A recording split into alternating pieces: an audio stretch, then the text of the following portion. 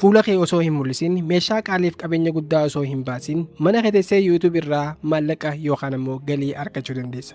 Namoonni yeroo ammaa AI fayyadamuun hojii isaanii guutumatti online irra godhanii galii argachaa jiru. Ana dabalatee jechuudha.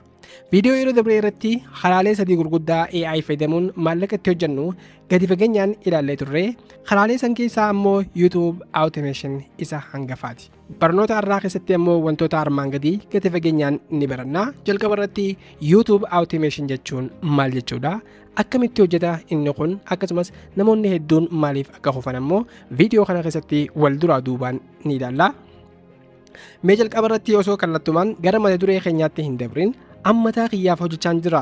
YouTube Automation ni hojjeta kan jiru ammoo waliin haa ilaallu. Eeyyeen ani sirrumattiin hojjechaa jira. Ani waggaa tokko osoo hin guutin YouTube Automation irratti subscribe 100 ol argachuudhaan badhaasa karaa YouTubein argadheetiin jira. Mee viidiyoo gabaabaa kana daawwannee walitti deebina.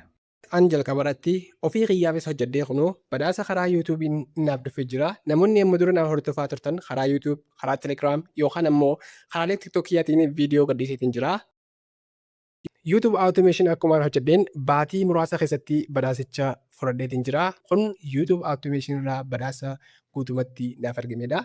Maaliifin kan isin agarsiisaa isinitti dhaadachuuf yookaan ammoo waan biraa osoo hin taane ammataa kiyyaaf waan hin testi godheen isin barsiisaa yookaan ammoo ifii yaaleeti. So kanaa kunoo akkuma agartan badhaasa YouTube Automation irraa naaf kennamee jira. Galata Rabbii kafaltis naa galee hanga ammaa hojjechaatiin jira jechuudha.